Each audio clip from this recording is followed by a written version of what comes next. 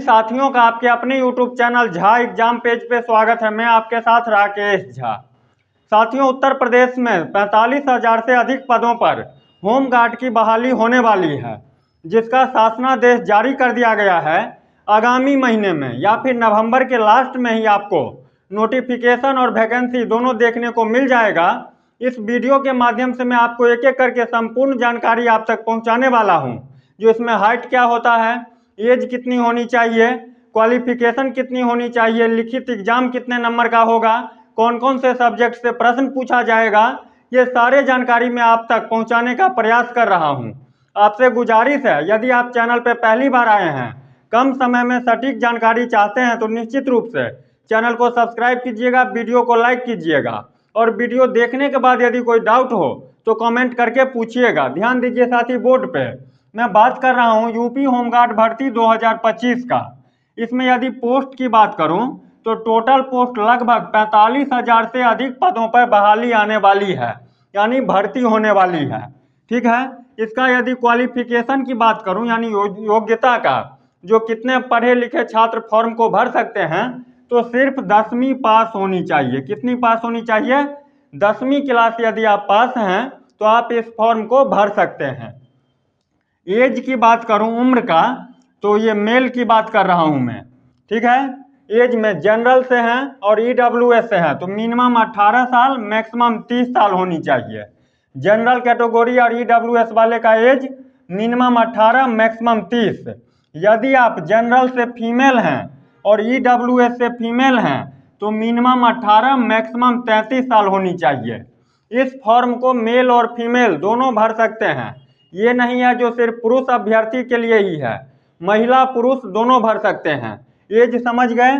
यदि आप मेल हैं, पुरुष हैं, जनरल कैटेगरी और ईडब्ल्यूएस से हैं तो मिनिमम 18 साल, मैक्सिमम 30 साल होनी चाहिए। यदि आप जनरल कैटेगरी से फीमेल हैं और ईडब्ल्यूएस से फीमेल हैं तो मिनिमम 18 साल, मैक्सिमम 33 साल होनी चाहिए। क्लियर? ओबीसी से यदि आप मेल हैं, एससी से और एसटी से यदि आप मेल हैं तो मिनिमम 18 साल, मैक्सिमम 35 साल होनी चाहिए। मेल का कौन कौन सी कैटेगरी? ओबीसी, एससी और एसटी से यदि आप मेल हैं तो मिनिमम 18, मैक्सिमम 35 साल, और ओबीसी, एससी, एसटी से यदि आप फीमेल हैं तो मिनिमम 18, मैक्सिमम 38 साल एज होनी चाहिए। अब आपके मन में होगा जो आयु की गणना कब से की जाएगी, तो 1 जुलाई 2025 से आपका एज काउंट किया जाएगा। एज काउंट कब से किया जाएगा? 1 जुलाई 2025 से। 18 साल से कम नहीं होना चाहिए और जिसमें जितना है मैक्सिमम एज उससे अधिक नहीं होना चाहिए। उसके बाद होगा पीएसटी, यानी फिजिकल स्टैंडर्ड टेस्ट, जिसको हिंदी में बोलते हैं शारीरिक मानक परीक्षण। उसमें क्या होगा, तो यदि आप मेल हैं, जनरल कैटेगरी, ओबीसी और एससी से हैं तो आपका हाइट 168 सेंटीमीटर होनी चाहिए। मैं फिर रिपीट कर देता हूं, यदि आप मेल हैं, जनरल, ओबीसी और एससी से तो आपका हाइट 168 सेंटीमीटर होनी चाहिए। समझ गए बात? और एसटी से यदि आप मेल हैं तो आपका हाइट 160 सेंटीमीटर होनी चाहिए। 160। क्लियर? यदि फीमेल हैं आप, जनरल, ओबीसी और एससी से यदि आप फीमेल हैं तो आपका हाइट कितना होनी चाहिए? 152 सेंटीमीटर। फीमेल, जनरल, ओबीसी और एससी से यदि आप फीमेल हैं तो आपका हाइट 152 सेंटीमीटर होनी चाहिए। और एसटी से यदि आप फीमेल हैं तो आपका हाइट 147 सेंटीमीटर होनी चाहिए। अब मैं बात कर रहा हूं चेस्ट का, तो लड़कों के लिए यानी पुरुष अभ्यर्थी के लिए किसी भी कैटेगरी से हैं, यदि आप जनरल हैं, ओबीसी हैं, एसटी हैं, तो बिना फुलाए 79 आपका चेस्ट होनी चाहिए और 5 सेंटीमीटर आपको फुलाना ही पड़ेगा। तो 79 में 5 को ऐड कीजिए तो 84। बिना फुलाए 79 और सीना को फुला करके 84 होनी चाहिए। और महिला अभ्यर्थी के लिए क्या है, तो उनका क्या है, महिला अभ्यर्थी का 40 केजी वेट होनी चाहिए। 40 केजी किसी भी कैटेगरी से हैं, जनरल हो, ओबीसी हो, एससी है, एसटी है, महिला अभ्यर्थियों को 40 किलो वजन होनी चाहिए। यहाँ तक यदि बात आप समझ गए तो चैनल को निश्चित दीजिए। उसके बाद होगा पेट यानी फिजिकल इफिशियंसी टेस्ट, शारीरिक दक्षता परीक्षा। इसमें क्या होगा मेरे दोस्त, तो यदि आप मेल हैं यानी पुरुष हैं तो आपको दौड़ाया जाएगा यानी दौड़ आपको कितना करवाया जाएगा, तो 4800 मीटर। इसके लिए टाइम आपको दिया जाएगा 28 मिनट का टाइम दिया जाएगा। 4800 मीटर की दूरी तय करने के लिए आपको 28 मिनट का टाइम दिया जाएगा, यह पुरुष अभ्यर्थी के लिए। यदि आप महिला हैं तो आपको भी दौड़ाया जाएगा, लेकिन आपको कम दौड़ाया जाएगा। कितना दौड़ाया जाएगा, तो 2400 मीटर यानी 2.4 किलोमीटर।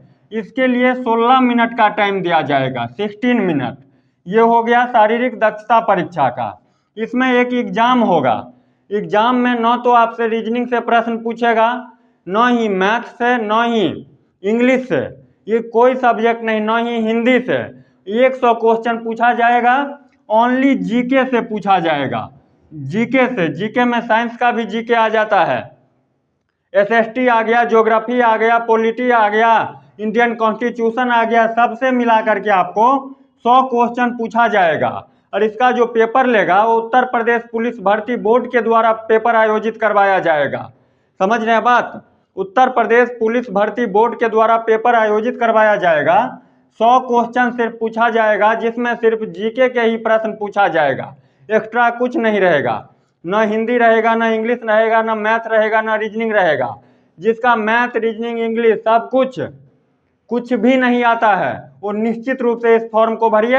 100 नंबर का एग्जाम होगा, 100 क्वेश्चन 100 नंबर। उसके बाद नाप तौल होगा, उसके बाद मेडिकल है, उसके बाद आपको ज्वाइन करवा दिया जाएगा। ठीक है, यदि सारे क्राइटेरिया को फुलफिल कर गए तो ज्वाइन करवा दिया जाएगा। उसके बाद सैलरी जो आपका मिलेगा वो स्टार्टिंग सैलरी 30,000 रुपये आपको मिलेगी cash in hand.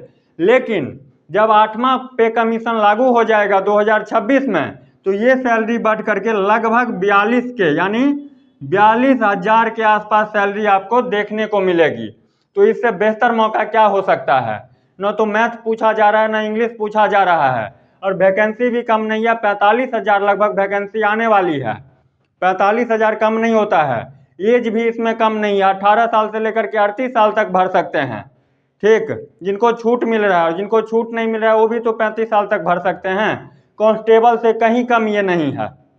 Uttar Pradesh में जो सिपाही की भर्ती होती है, मान लीजिए उसी के बराबर है, उसी के लायक है। तो निश्चित रूप से तैयारी कीजिए। नवंबर के लास्ट में आपको फॉर्म देखने को मिल जाएगा, या दिसंबर के स्टार्टिंग में ही आपको फॉर्म देखने को मिल जाएगा। जीके पढ़ना है, जहाँ पे बैठते हैं, उठते हैं, सोते हैं, लेटते हैं, बस में यात्रा करते हैं, जीके का बुक लेकर के चलिए। जीके हमेशा पढ़ते रहिए, जीके पे ही काम आपका क्या हो जाएगा, तमाम हो जाएगा।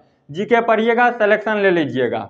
यदि वीडियो देखते देखते आप यहाँ तक पहुँच चुके हैं तो निश्चित रूप से चैनल को सब्सक्राइब कर लीजिए। सटीक जानकारी आप तक पहुँचाऊँगा। इस वीडियो के माध्यम से यही जानकारी देनी थी। मिलते हैं नेक्स्ट वीडियो में, तब तक के लिए बाय बाय, जय हिंद।